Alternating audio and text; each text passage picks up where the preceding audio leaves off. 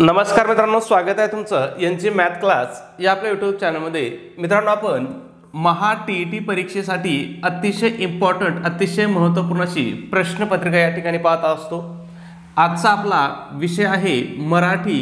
आता तुम्हाला माहिती आहे मराठी हा काय आहे, पेपर 1 साठी सुद्धा महत्त्वपूर्ण विषय आहे आणि पेपर 2 साठी सुद्धा काय अतिशय इम्पॉर्टंट, अतिशय महत्त्वपूर्ण विषय। म्हणजे तुम्ही एकाच वेळेस काय करताय, दोन्ही पेपरचा अभ्यास या ठिकाणी करताय। कारण दोन्ही पेपरला मराठी किती मार्काला आहे, 30 मार्काला आहे आणि पासिंगची सगळ्यात जास्त खात्री देणारा विषय कोणता आहे तर तो मराठी आहे। का तर इथं तुम्ही 30 पैकी 25 प्लस मार्क काय सहज घेऊ शकता। म्हणजे अगदी थोड्याशा अभ्यासामध्ये सुद्धा तुम्ही काय करू शकता, मराठीमध्ये 25 पेक्षा जास्त मार्क घेऊ शकता। म्हणजे तुम्ही पासिंगच्या अगदी जवळ नेणारा विषय कोणता आहे तर तो मराठी विषय आहे। ठीक आहे, मग या ठिकाणी बघूया पहिला प्रश्न काय आहे।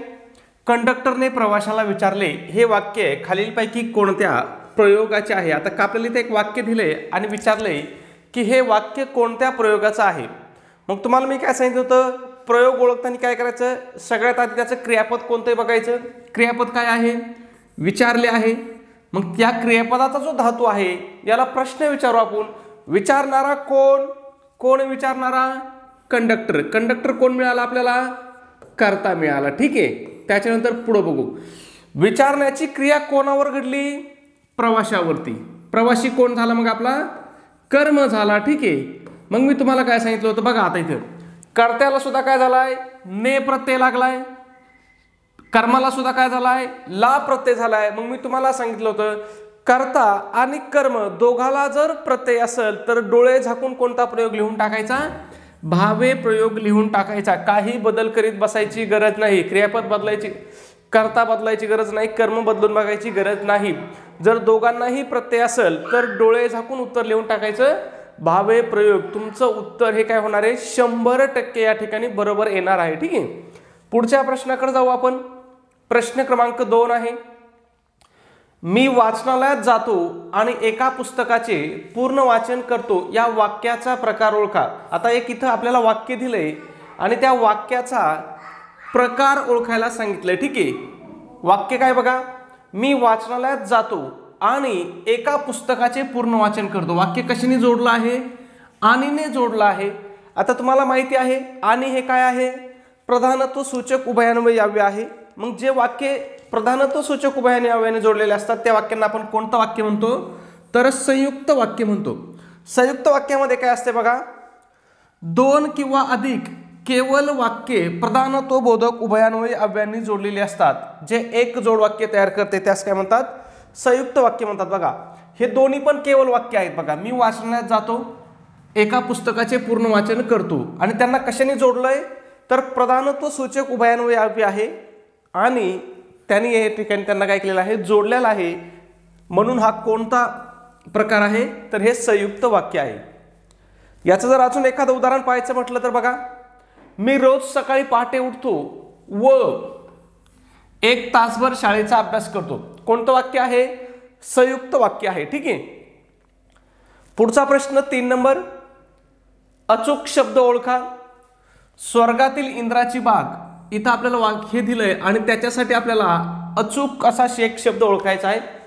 नंदीबाग, बालोद्यान, आनंद विहार आणि नंदनवन। मग याचं योग्य उत्तर काय आहे, नंदनवन हे या ठिकाणी आपलं योग्य उत्तर असणार आहे। कारण स्वर्गातील इंद्राची बाग म्हणजेच काय तर नंदनवन। पुढचा प्रश्न आहे आपला 4 नंबर, बालमित्र या सामासिक शब्दाचा योग्य समास विग्रह कोणता आहे। आता इथं आपल्याला एक सामासिक शब्द दिला आहे बालमित्र आणि या सामासिक शब्दाचा आपल्याला विग्रह करायला सांगितलं आहे। म्हणजे विग्रह करणं सोपं आहे। विग्रह जर विचारला आपल्याला सामासिक शब्दाचा तर तो करणं काय सोपं आहे। सामासिक शब्दाचा प्रकार विचारला तर ते थोडंसं अवघड आहे। ठीक आहे, इथं आपल्याला विग्रह विचारलाय, बाल आहे मित्र असा जो होईल का, नाही। लहान असलेला मित्र होईल का, नाही। बाल आणि मित्र होईल का, नाही। तर काय होईल, बालपणापासून असलेला मित्र त्याला आपण काय म्हणतो, बालमित्र म्हणतो। त्याच्यानंतर इथं काही शब्द आहेत की ज्यांचा आपल्याला विग्रह विचारलेला जातो। मग त्याच्यामध्ये बघा विचारलेले आहेत बरं का हे शब्द, मी इथे जे घेतलेत ना शब्द, हे शब्द विचारलेले आहेत परीक्षेमध्ये म्हणून घेतलंय। ठीक आहे, नाहीतर तुम्ही म्हणता सर बालमित्र आणि टाकसाळचा काय संबंध, बालमित्र आणि झंझावतचा काय संबंध, पण हे प्रश्न अशा प्रकारचे प्रश्न परीक्षेत विचारलेले आहेत. मग ते प्रश्न तुमच्या एकदा नजरेखालून जावात म्हणून त्याच्यासाठी आपण हे प्रश्न घेतलेले आहेत.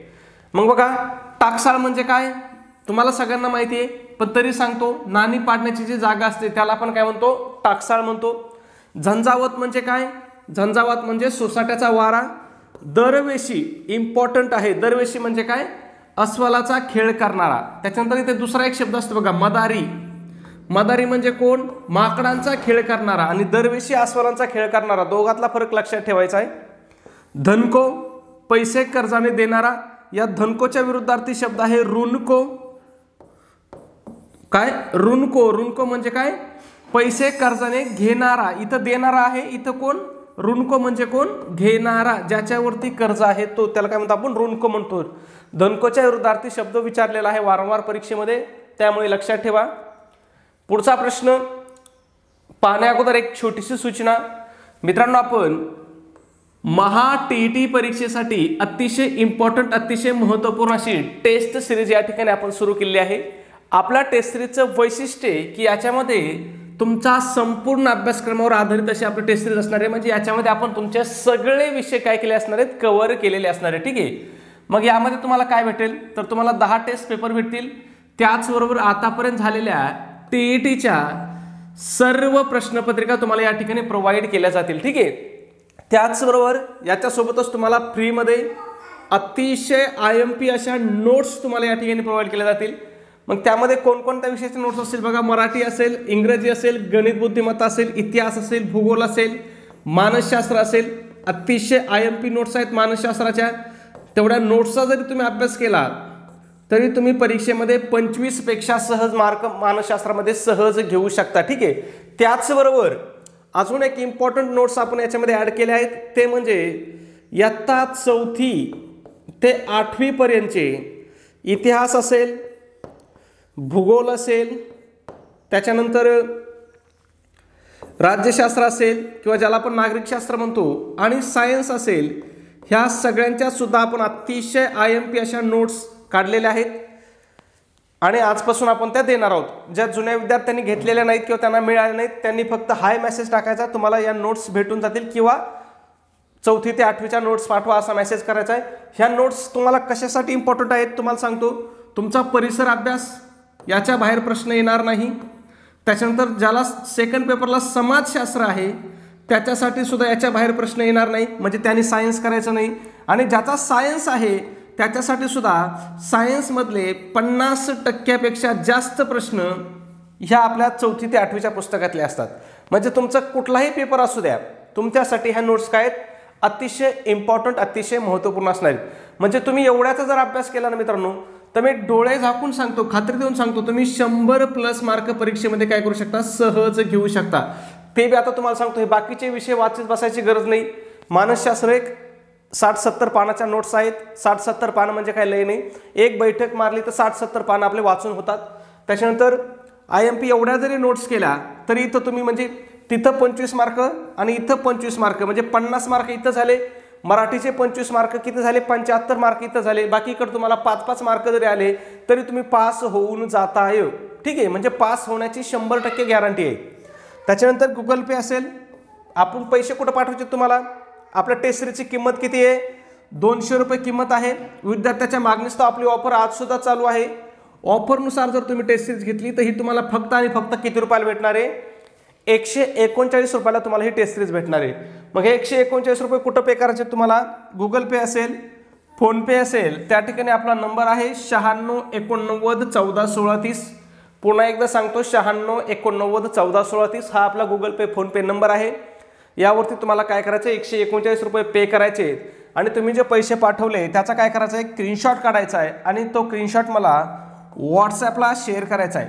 व्हॉट्सॲपला तुमचा स्क्रीनशॉट मिळाल्याबरोबर 5 मिनिटाच्या आतमध्ये तुम्हाला काय केलं जातील, या ठिकाणी संपूर्ण मटेरियल या ठिकाणी प्रोव्हाइड केलं जाईल. ठीक आहे. जर एखाद्या वेळेस 5 मिनिटापेक्षा जास्त उशीर लागला तर प्लीज समजून जा की मी काहीतरी कामामध्ये असेल. एखादा कॉल तुम्ही करू शकता, पण काही लोक काय करतात, एकदा कॉल करायला चालू केला की 5-5 6-6 कॉल होईपर्यंत ते काय थांबत नाहीत, म्हणजे 2 मिनिटात एवढे कॉल करतात. तसं करू नका. पहिला कॉल नाही उचलला तर साहजिक गोष्ट आहे, दुसरा पण नाही उचलणार, तिसरा पण नाही उचलणार. ठीक आहे.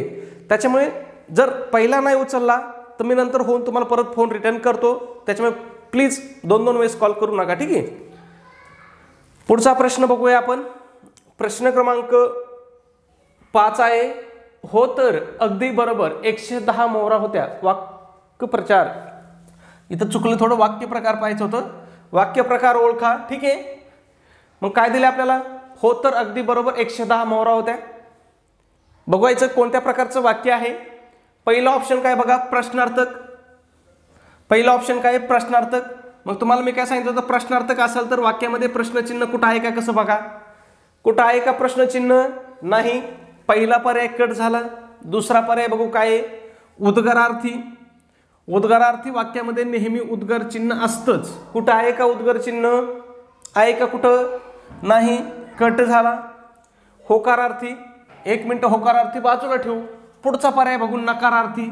ठीक आहे, नकारार्थी वाक्यामध्ये नेहमी नकारदर्शक शब्द असतो. कुठं आहे का नकारदर्शक शब्द?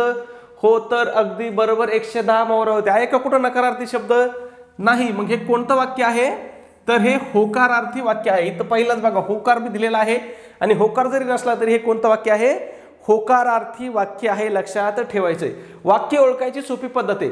प्रश्नचिन्ह असलं डोळे झाकून लिहायचं प्रश्नार्थक वाक्य, उद्गार चिन्ह असलं डोळे झाकून लिहायचं उद्गारार्थी वाक्य, म्हणजे वाक्य वाचायची सुद्धा गरज नाही. आणि नकारदर्शक शब्द असला जसा की काय, नाही, नहे, अशा प्रकारचे जे नकारार्थी शब्द आहेत ते जर असतील तर डोळे झाकून लिहायचं नकारार्थी वाक्य. ठीक आहे. मग बघा, प्रश्नार्थक वाक्य जर बघायचं असलं तर काय, जगी सर्व सुखी असा कोण आहे? बघा कोणतं चिन्ह आहे शेवटी? प्रश्नचिन्ह. नकारार्थी वाक्य, तू शाळेत येत नाही. आहे का नकार? आहे. उद्गारार्थी वाक्य काय, केवढी उंच इमारत ही.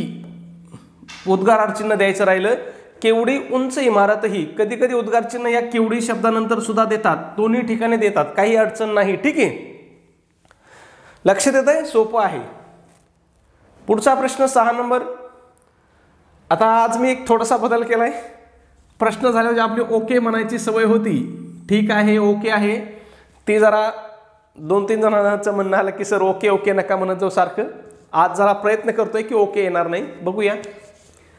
गुलामगिरी या ग्रंथाचे लेखक कोण, असं आपल्याला या ठिकाणी विचारलेलं आहे. कॉमन प्रश्न, परंतु परीक्षेमध्ये वारंवार रिपीट होणारा प्रश्न. प्रश्न कॉमन आहे पण वारंवार रिपीट होतोय. कोणाचं आहे पुस्तक गुलामगिरी?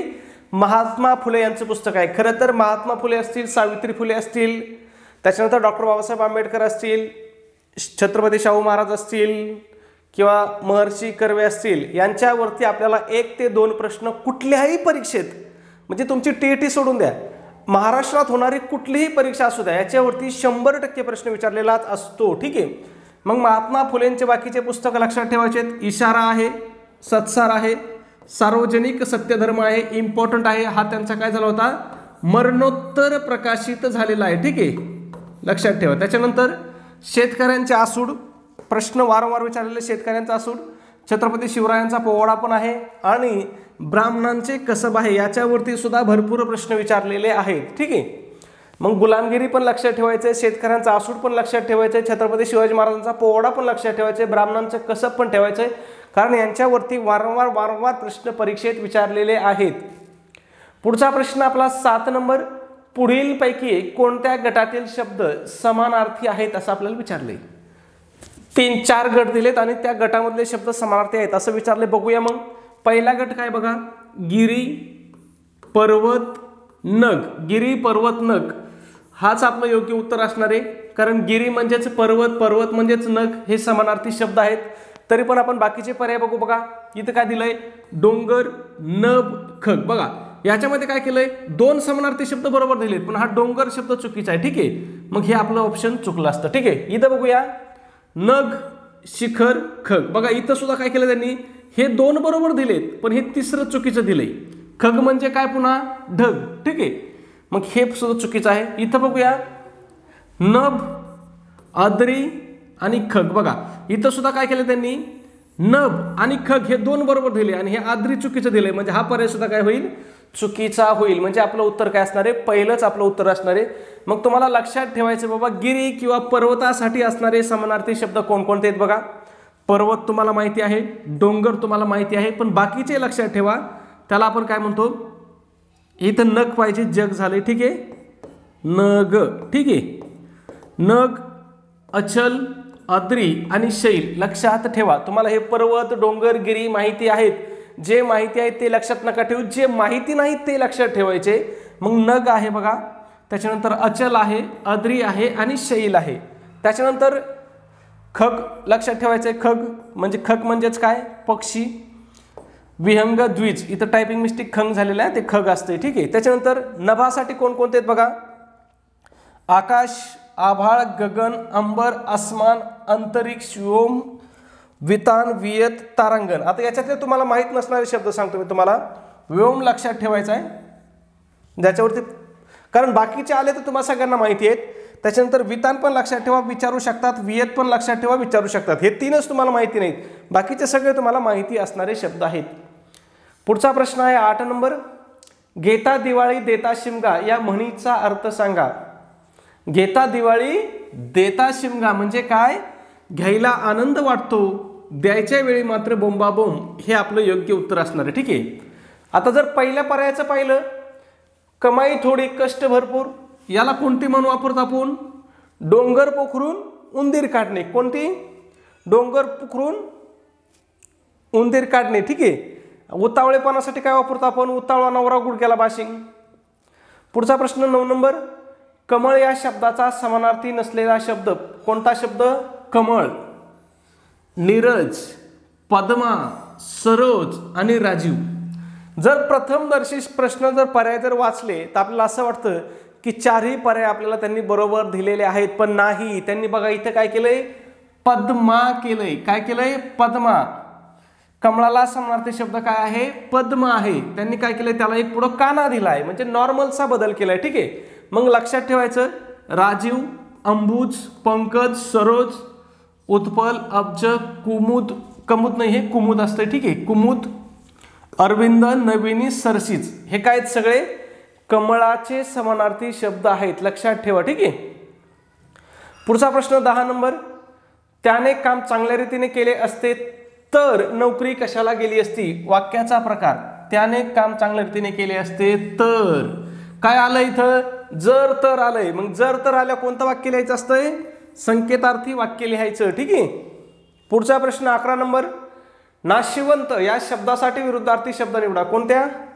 कोणत्या शब्दासाठी विचारला आपल्याला, नाशिवंत साठी विचारलाय. मग बघूया, अविनाशी, जातिवंत, क्षणिक आणि दीर्घायुषी. मग याचा काय होईल विरुद्धार्थी शब्द, तर नाशिवंत म्हणजे काय, अविनाशी, हा काय होईल, त्याचा विरुद्धार्थी शब्द होईल.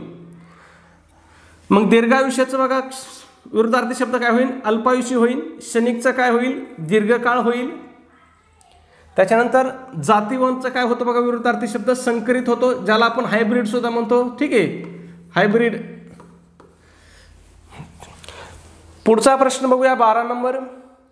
पिकाची राखण करण्यासाठी घातलेला मांडव याबद्दल एक शब्द सांगायचा आहे. चावडी, पडळ, तगाई, मचाण.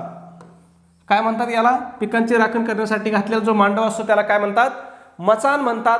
मग तगाई म्हणजे काय, वारंवार विचारलेलं आहे, तर शेतकऱ्यांना मिळणारं सरकारी कर्ज त्याला काय म्हणतात, तगाई म्हणतात. चावडी गावच्या कामकाजाची जागा असते. पडळ शेतात बांधलेली पडवी त्याला पडळ म्हणतात. दोन्हीतला फरक लक्षात ठेवायचा आहे. पडळ म्हणजे काय आणि मचाण म्हणजे काय हे लक्षात ठेवायचं.